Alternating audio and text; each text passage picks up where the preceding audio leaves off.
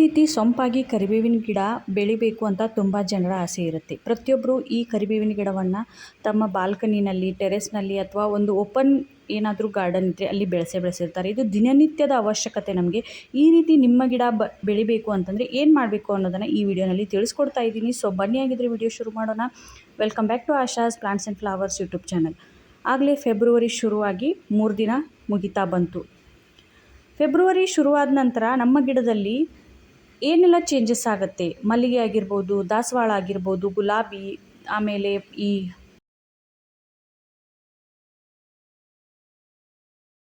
ಕರಿಬೇವು, ಇವೆಲ್ಲ ಪೆರಿನಿಯಲ್ ಗಿಡಗಳು ಅಂತಂದರೆ ಪರ್ಮನೆಂಟ್ ಪ್ಲಾಂಟ್ಸ್. ಇವುಗಳನ್ನು ಒಮ್ಮೆ ನೆಟ್ಟರೆ ನಮ್ಮ ಹತ್ರ ವರ್ಷಾನುಗಟ್ಟಲೆ ಇರುವಂಥ ಗಿಡಗಳು. ಇವುಗಳನ್ನು ನಾವು ವರ್ಷಕ್ಕೊಮ್ಮೆ ಆರೈಕೆ ಮಾಡಿದಾಗ ನಮಗೆ ವರ್ಷ ಪೂರ್ತಿ ಹಾರ್ವೆಸ್ಟನ್ನು ಕೊಡುತ್ತೆ. ಅದು ಹೂವಾಗಿರ್ಬೋದು, ಎಲೆಗಳಾಗಿರ್ಬೋದು ಅಥವಾ ಹಣ್ಣುಗಳಾಗಿರ್ಬೋದು.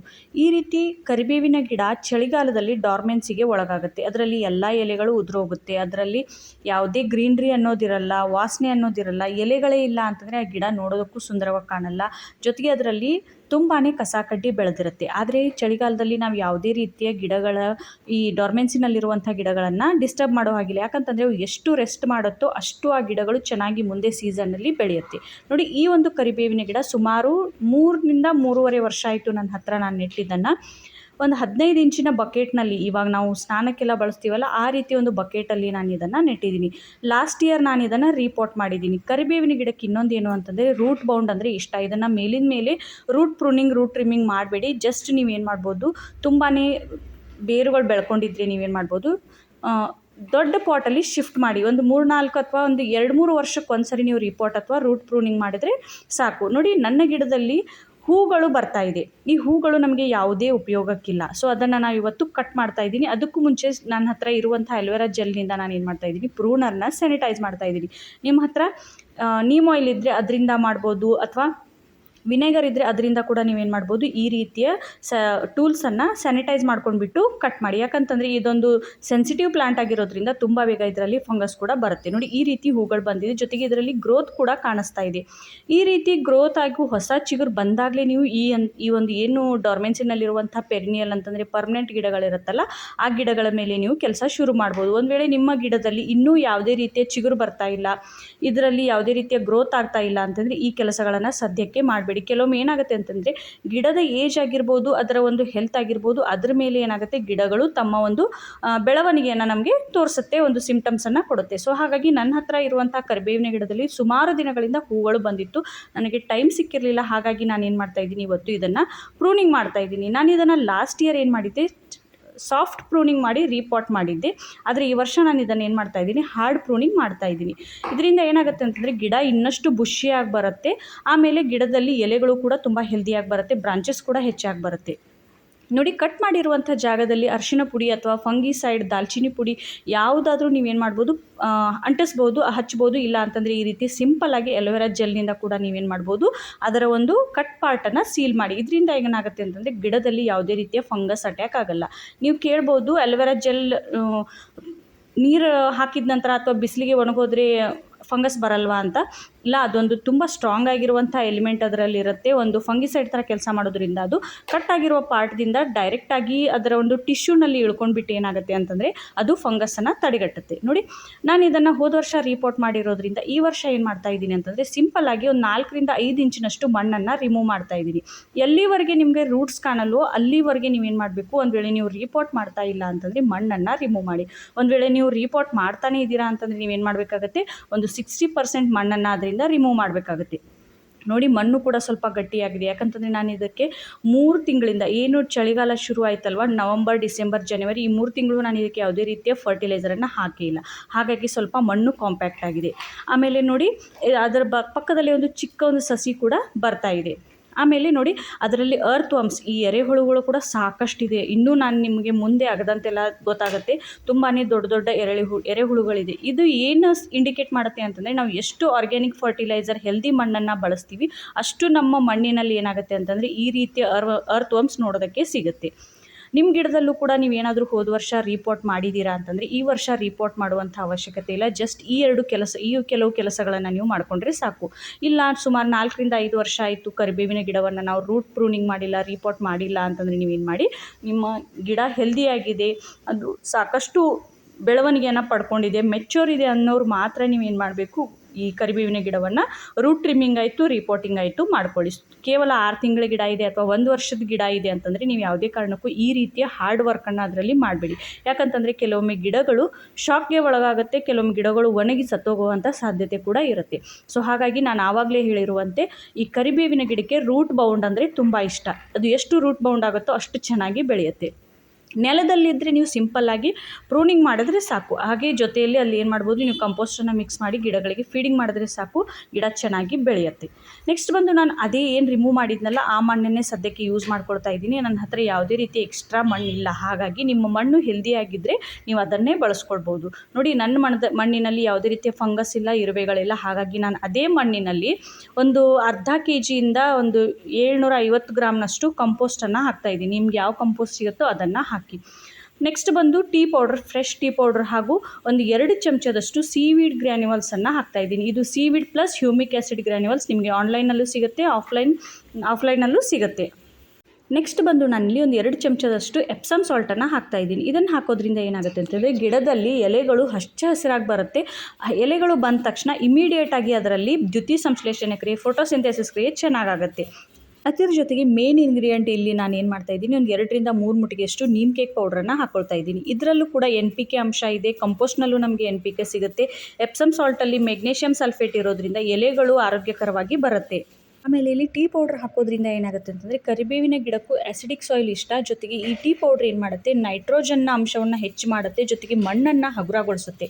ನಾವು ಎಷ್ಟು ಟೀ ಪೌಡ್ರನ್ನು ಮಣ್ಣಿನಲ್ಲಿ ಹಾಕ್ತೀವೋ ಅಷ್ಟು ಮಣ್ಣು ಹಗುರವಾಗಿರುತ್ತೆ.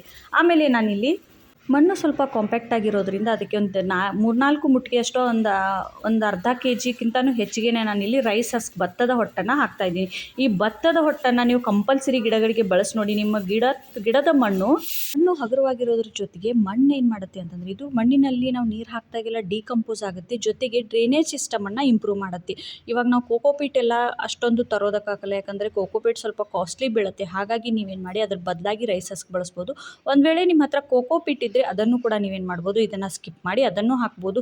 ಇಲ್ಲ ಅಂತಂದರೆ ಅದನ್ನು ಸ್ವಲ್ಪ ಇದನ್ನು ಸ್ವಲ್ಪ ನೀವೇನು ಮಾಡ್ಬೋದು, ಎರಡನ್ನೂ ಮಿಕ್ಸ್ ಮಾಡಿ ಗಿಡಗಳಿಗೆ ಕೊಡ್ಬೋದು.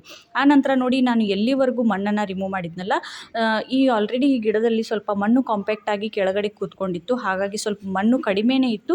ನಾನು ಅದಕ್ಕೆ ಏನು ಮಾಡ್ತಾಯಿದ್ದೀನಿ, ಒಂದು 3 ರಿಂದ 4 ಇಂಚಷ್ಟು ಜಾಗ ಬಿಟ್ಬಿಟ್ಟು ಸಾಯಿಲ್ ಮಿಕ್ಸ್ಚರನ್ನು ಇದರಲ್ಲಿ ಹಾಕ್ತಾಯಿದ್ದೀನಿ. ಮುಂದೆ ನಮಗೇನಾದರೂ ಇದರಲ್ಲಿ ಮತ್ತೆ ಫರ್ಟಿಲೈಸರ್ ಮಾಡಬೇಕು ಅಂದಾಗ ಸ್ವಲ್ಪ ಜಾಗ ಬೇಕು. ನೀರನ್ನು ಹಾಕಿದಾಗ ನೀರು ಸ್ವಲ್ಪ ಅದರಲ್ಲಿ ಹಾಕೋದಕ್ಕೂ ಕೂಡ ಜಾಗ ಬೇಕು. ಹಾಗಾಗಿ ನಾವಿಲ್ಲಿ ಏನು ಮಾಡಬೇಕು, ಒಂದು 4 ಇಂಚಿನಷ್ಟು ಗ್ಯಾಪನ್ನು ಕೊಡಲೇಬೇಕು. ಆನಂತರ ನೆಕ್ಸ್ಟ್ ಬಂದು 1 ಲೀಟರ್ ನೀರಿನಲ್ಲಿ ನಾನು ಇಲ್ಲಿ ಹ್ಯೂಮಿಕ್ ಆ್ಯಸಿಡ್ ಹಾಕ್ತಾಯಿದ್ದೀನಿ. ಇದನ್ನು ಹಾಕೋದ್ರಿಂದ ಏನೆಲ್ಲ ಬೆನಿಫಿಟ್ಸ್ ಇದೆ ಅನ್ನೋದನ್ನು ನಾನು ಸಾಕಷ್ಟು ವಿಡಿಯೋಗಳಲ್ಲಿ ನಿಮಗೆಲ್ಲ ತಿಳಿಸ್ಕೊಟ್ಟಿದ್ದೀನಿ. ತುಂಬ ಜನ ಹ್ಯೂಮಿಕ್ ಆ್ಯಸಿಡ್ ಏನು ಅಂತ ಕೇಳ್ತಾ ಇದ್ದೀರಾ. ಹ್ಯೂಮಿಕ್ ಆ್ಯಸಿಡ್ ಬಂದು ಇದು ಬೇರನ್ನು ಸ್ಟ್ರಾಂಗ್ ಮಾಡುತ್ತೆ. ಇದರಲ್ಲಿ ಹ್ಯೂಮಸ್ ಇರುತ್ತೆ. ಈ ಹ್ಯೂಮಸ್ ಏನು ಮಾಡುತ್ತೆ ಅಂತಂದರೆ, ಬೇರುಗಳು ಆ್ಯಕ್ಟಿವೇಟ್ ಆಗಿ ನಾವು ಹಾಕುವಂಥ ಫರ್ಟಿಲೈಸರ್ ಬೇರುಗಳು ಅದನ್ನು ಡೈಜೆಸ್ಟ್ ಮಾಡಿಕೊಂಡು ಗಿಡದ ಎಲ್ಲ ಬ್ರಾಂಚಸ್ಗೆ ಸಪ್ಲೈ ಮಾಡೋದಕ್ಕೆ ಇದು ಹೆಲ್ಪ್ ಮಾಡುತ್ತೆ. ಸೊ ನೆಕ್ಸ್ಟ್ ಬಂದು 1 ಚಮಚದಷ್ಟು ಎಪ್ಸಮ್ ಸಾಲ್ಟನ್ನು ಹಾಕ್ತಾಯಿದ್ದೀನಿ. ಇವೆರಡನ್ನೂ ಹಾಕೋದ್ರಿಂದ ಬೇರುಗಳಿಗೆ ಶಾಕ್ ಆಗಲ್ಲ. ಯಾಕಂತಂದರೆ ನಾವು ಬೇರು ಕಾಣುವವರೆಗೂ ಮಣ್ಣನ್ನು ಏನು ಮಾಡಿದ್ವಿ, ತೆಗೆದುಬಿಟ್ಟಿದ್ವಿ. ಹಾಗಾಗಿ ಆ ಬೇರುಗಳು ನಾವು ಹಾಕುವಂಥ ಮಣ್ಣಿಗೆ, ಫರ್ಟಿಲೈಸರ್ಗೆ ಸೆಟ್ ಆಗಬೇಕು, ಹೊಂದ್ಕೊಳ್ಬೇಕು ಅಂತಂದರೆ ನಾವು 2 ವಸ್ತುಗಳನ್ನು ಹಾಕಲೇಬೇಕು. ಆಮೇಲೆ ನೋಡಿ, ನಾನಿಲ್ಲಿ ಅದು ಹ್ಯೂಮಿಕ್ ಆ್ಯಸಿಡ್ ಮತ್ತು ಎಪ್ಸಮ್ ಸಾಲ್ಟ್ ನೀರು ಹಾಕಿದ ನಂತರ ಒಂದು 3 ರಿಂದ 4 ಜಗ್ನಷ್ಟು ಅಥವಾ ಒಂದು 3.5 ಲೀಟರ್ನಷ್ಟು ಇಲ್ಲಿ ನೀರನ್ನು ಹಾಕಿದ್ದೀನಿ. ಮಣ್ಣು ಕಂಪ್ಲೀಟಾಗಿ ಡ್ರೈನೇಜ್ ಹೋಲ್ವರೆಗೂ ಏನು ಮಣ್ಣಿರುತ್ತಲ್ಲ ಅದೆಲ್ಲ ಹಸಿಯಾಗಬೇಕು, ವೆಟ್ಟಾಗಬೇಕು. ಆ ನಂತರ ಡ್ರೈನೇಜ್ ಹೋಲ್ನಿಂದ ನೀರು ಸ್ವಲ್ಪ ಹೊರಗಡೆ ಬಂದ ನಂತರ ಅಲ್ಲಿವರೆಗೂ ನೀರನ್ನು ಏನು ಮಾಡಬೇಕು, ಹಾಕಲೇಬೇಕು. ಆಮೇಲೆ ನಾವು ಗಿಡ ಕಂಪ್ಲೀಟಾಗಿ ಕಟ್ ಮಾಡಿದ್ದೀವಿ, ಅದರಲ್ಲಿ ಯಾವುದೇ ಎಲೆಗಳಿಲ್ಲ. ಸೊ ಹಾಗಾಗಿ ಗಿಡ ವೀಕ್ ಆಗಿರುತ್ತೆ. ಅದಕ್ಕೆ ಸ್ಟ್ರೆಂತ್ ಬೇಕು ತಾನೆ, ಅದಕ್ಕೆ ಒಂದು ರೀತಿ ಟಾನಿಕ್ ಬೇಕು. ಅಂದಾಗ ಅದು ಬೇಗ ಎಲೆಗಳನ್ನು ಪ್ರೊಡ್ಯೂಸ್ ಮಾಡುತ್ತೆ, ಅದರಲ್ಲಿ ಹೊಸ ಚಿಗುರು ಬರುತ್ತೆ. ಅದಕ್ಕೆ ನಾವಿಲ್ಲಿ ಒಂದು ಸ್ಟ್ರಾಂಗ್ ಆಗಿರುವಂಥ, ಒಂದು ಎಫೆಕ್ಟ್ ಆಗಿರುವಂಥ ಒಂದು ಸ್ಪ್ರೇ ರೆಡಿ ಮಾಡ್ತಾ ಇದ್ದೀನಿ. ಅದೇನು ಅಂತಂದರೆ, ಸಿಂಪಲ್ಲಾಗಿ ಒಂದು ಎಲವರ ಎಲೆಯನ್ನು ತೊಗೊಳ್ಳಿ. ಇದನ್ನು ನೀರಿನಲ್ಲಿ ನೀವೇನು ಮಾಡಿ, ಈ ರೀತಿ ಬೆರಳಿನಿಂದ ಸ್ವಲ್ಪ ಸ್ಮ್ಯಾಶ್ ಮಾಡಿದ್ರೂ ಕೂಡ ಅದರ ಲಿಕ್ವಿಡ್, ಅದರ ಜೆಲ್ ನೀರಿನಲ್ಲಿ ರಿಲೀಸ್ ಆಗುತ್ತೆ. ಇಲ್ಲ ಅಂತಂದರೆ ಮಿಕ್ಸಿಯಲ್ಲೂ ಕೂಡ ಪೇಸ್ಟ್ ಮಾಡಿ ಅದನ್ನು ಜರಡಿ ಹಿಡಿದು ಗಿಡಗಳಿಗೆ ಗಿಡಗಳಿಗೆ ನೀವೇನು ಮಾಡ್ಬೋದು, ಮಣ್ಣಿನಲ್ಲೂ ಹಾಕ್ಬೋದು, ಗಿಡದ ಎಲೆಗಳ ಮೇಲೂ ಕೂಡ, ಬ್ರಾಂಚಸ್ ಮೇಲೂ ಕೂಡ ಸ್ಪ್ರೇ ಮಾಡ್ಬೋದು. ನೋಡಿ ನಾನು ಹಾಕಿರುವಂಥ ನೀರು ಒಂದು 20% ನೀರು ಡ್ರೈನೇಜ್ ಹೋಲ್ನಿಂದ ಹೊರಗಡೆ ಬಂದಿದೆ. ಇದರಿಂದ ಏನು ಗೊತ್ತಾಗುತ್ತೆ ಅಂತಂದರೆ ಮಣ್ಣು ಕಂಪ್ಲೀಟಾಗಿ ವೆಟ್ ಆಗಿದೆ, ಹಸಿಯಾಗಿದೆ. ಆನಂತರ ಈ ಅಲೋವೆರಾ ಎಲೆಯನ್ನು ನಾವೇನು ಕಿವುಚಿ ಹಾಕಿದ್ವಲ್ಲ ನೀರಿನಲ್ಲಿ, ಅದನ್ನು ಒಂದು 5 ನಿಮಿಷ ಬಿಟ್ಟಾದ ನಂತರ ಆ ನೀರು ಏನಾಗಿದೆ ಸ್ವಲ್ಪ ಕಹಿಯಾಗಿರುತ್ತೆ. ಅಲೋವೆರಾನಲ್ಲಿರುವಂಥ ಹಾರ್ಮೋನ್ಸ್, ರೂಟಿಂಗ್ ಹಾರ್ಮೋನ್ ಆಗಿರ್ಬೋದು ಅಥವಾ ಗ್ರೋತ್ ಹಾರ್ಮೋನ್ ಆ ನೀರಿನಲ್ಲಿ ರಿಲೀಸ್ ಆಗಿರುತ್ತೆ. ಇದನ್ನು ನಾವು ಗಿಡಗಳ ಮೇಲೆ ಸ್ಪ್ರೇ ಮಾಡೋದ್ರಿಂದ ಬೇಗ ಚಿಗುರು ಬರೋದಕ್ಕೆ ಇದು ಸಹಾಯ ಮಾಡುತ್ತೆ. ಸೊ ಹಾಗಾಗಿ ಇಲ್ಲಿ ಅಲೋವೆರಾ ನೀರನ್ನು ನೀವೇನು ಮಾಡಿ, ಖಂಡಿತ ನೀವು ಗಿಡದ ಪ್ರೂನಿಂಗ್ ಆಗಿರ್ಬೋದು, ಸಾಫ್ಟ್ ಪ್ರೂನಿಂಗ್ ಅಥವಾ ಗಿಡಗಳನ್ನು ರಿಪೋರ್ಟ್ ಮಾಡಿದಾಗ ಮಣ್ಣಿನಲ್ಲೂ ಕೂಡ ಇದನ್ನು ಕೊಟ್ಟು ಗಿಡಗಳಿಗೆ ಸ್ಪ್ರೇ ಮಾಡೋದ್ರಿಂದ ಬೇಗ ಚಿಗುರು ಬರುತ್ತೆ. ಗಿಡದಲ್ಲಿ ಯಾವುದೇ ರೀತಿಯ ಡಿಸೀಸ್ ಕೂಡ ಅಟ್ಯಾಕ್ ಆಗಲ್ಲ.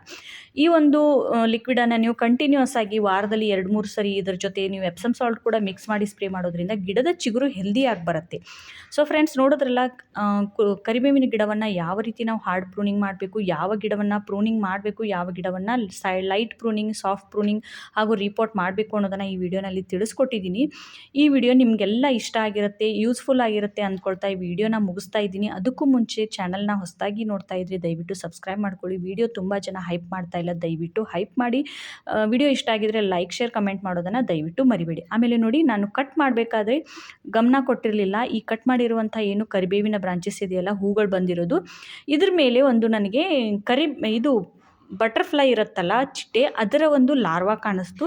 ಸೊ ಅದನ್ನು ನಾನು ಇವಾಗ ನೋಡಿದೆ, ತುಂಬ ಬೇಜಾರಾಯಿತು. ಸೊ ಅದಕ್ಕೇನು ಹಾನಿಯಾಗಿಲ್ಲ, ಅದೇನು ಕಟ್ಟಾಗಿಲ್ಲ, ಸೇಫ್ ಆಗಿದೆ. ಸೊ ಅದನ್ನು ನಾನು ಏನು ಮಾಡ್ತಾಯಿದ್ದೀನಿ, ಈ ಒಂದು ಇವಾಗ ಸ್ಟ್ರಾಬೆರಿ ಎಲ್ಲ ತರ್ತೀವಲ್ಲ ಮನೆಗೆ, ಆ ಒಂದು ಡಬ್ಬದಲ್ಲಿ ಕೆಳಗಡೆನೂ ಹೋಲ್ ಮಾಡಿದ್ದೀನಿ, ಮೇಲ್ಗಡೆ ಲಿಡ್ ಮೇಲೂ ಹೋಲ್ ಮಾಡಿ ಸ್ವಲ್ಪ ಕರಿಬೇವಿನ ಎಲೆ ಹಾಗೂ ಈ ರೀತಿ ನಿಂಬೆಹಣ್ಣಿನ ಎಲೆಗಳಿರುತ್ತಲ್ಲ, ಅವುಗಳಿಗೆ ಇದೇ ಇಷ್ಟ, ಇದನ್ನೇ ಅವು ತಿಂದು ಬದುಕುತ್ತೆ, ಆಮೇಲೆ ಚಿಟ್ಟೆಯಾಗಿ ಕನ್ವರ್ಟ್ ಆಗುತ್ತೆ. ಸೊ ಹಾಗಾಗಿ ನಾನು ಈ ಡಬ್ಬದಲ್ಲಿ ಏನು ಮಾಡ್ತಾಯಿದ್ದೀನಿ, ಅದಕ್ಕೆ ಫುಡ್ಡನ್ನು ಹಾಕ್ತಾಯಿದ್ದೀನಿ.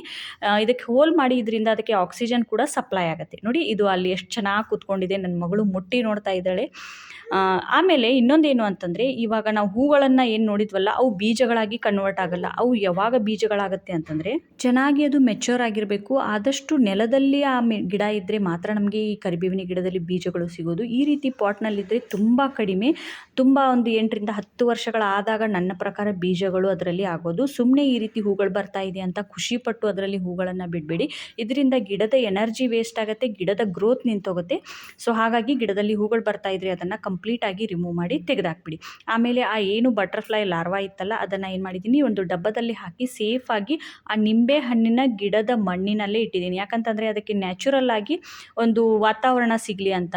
ನಿಮ್ಮ ಗಿಡದಲ್ಲೂ ಈ ರೀತಿ ಕಾಣಿಸ್ತಾ ಇದ್ದರೆ ಅವುಗಳನ್ನು ಸ್ವಲ್ಪ ದಯವಿಟ್ಟು ಸೇಫಾಗಿ ಈ ರೀತಿ ಕೇರ್ ಮಾಡಿ, ಅವುಗಳು ಚಿಟ್ಟೆಯಾಗಿ ಹಾರೋಗಿ ನಿಮ್ಮ ಗಿಡದಲ್ಲಿ ಮತ್ತೆ ಪಾಲಿನೇಷನ್ ಮಾಡಿ ನಿಮಗೆ ಹೆಚ್ಚಿಗೆ ಹಾರ್ವೆಸ್ಟ್ ಸಿಗೋದಕ್ಕೆ ಹೆಲ್ಪ್ ಆಗುತ್ತೆ. ಸೊ ಇಲ್ಲಿಗೆ ವಿಡಿಯೋ ಮುಗಿಸೋಣ. Thanks for watching. Bye, take care, happy gardening. Please do subscribe and hype this video. Bye bye.